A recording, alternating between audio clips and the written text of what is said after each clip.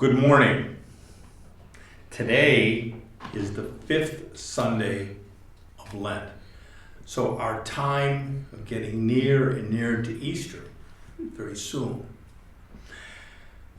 Today's gospel taken from St. John. That story many of us already know.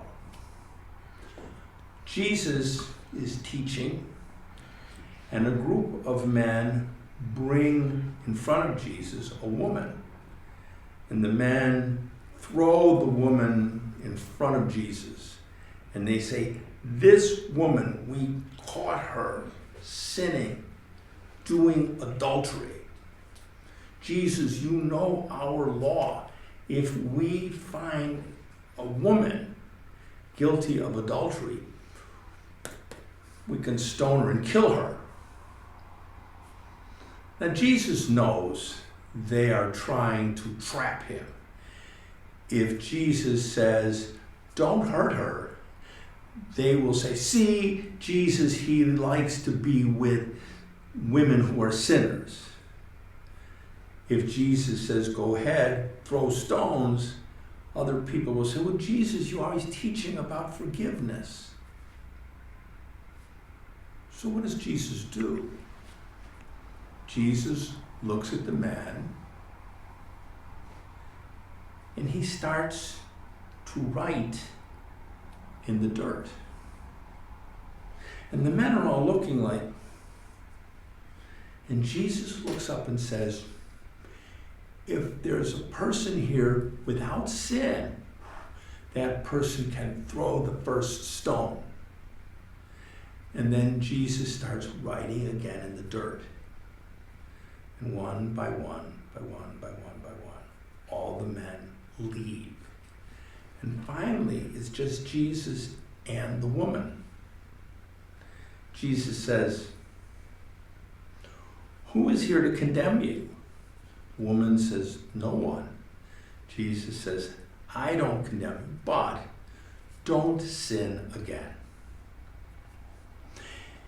In the second reading today, St. Paul writes that our goal in life is to be joined with Jesus Christ. And we need to put aside those things, old hatreds, jealousies, thinking about things that happened a long time ago, to let go, to give them up, to follow the way of Jesus Christ. I was thinking about this story because this past week, Pope Francis held a very compassionate meeting.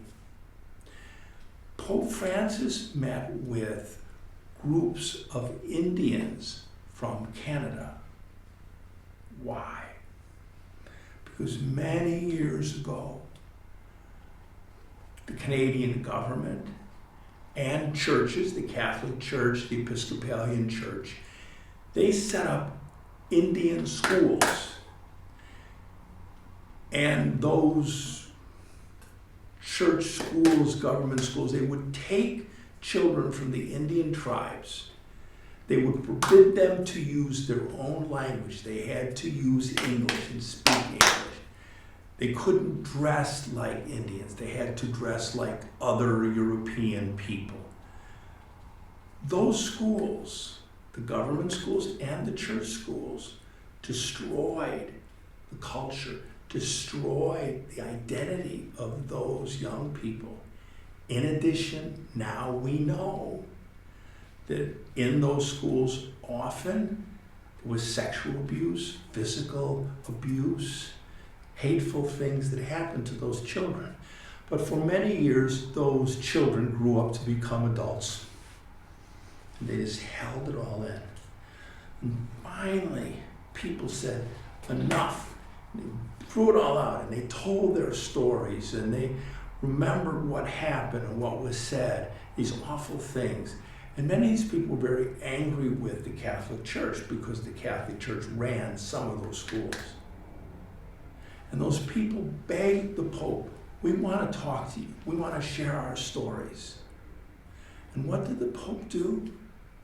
The Pope said, come on. So groups of these Indians traveled to Rome, to the Vatican, to meet Pope Francis. And Pope Francis, wow, we say Holy Father. He is truly a holy Father. Pope Francis met each person individually, asked their name, where were they from. When he finished, the Pope sat down. The Pope did not say, well, these things happened in the past, we can't change. Pope Francis said, I am sorry. Our church is sorry. Please forgive us. So I think Pope Francis gives us a beautiful example of what belonging to Jesus, following Jesus, really means. Amen.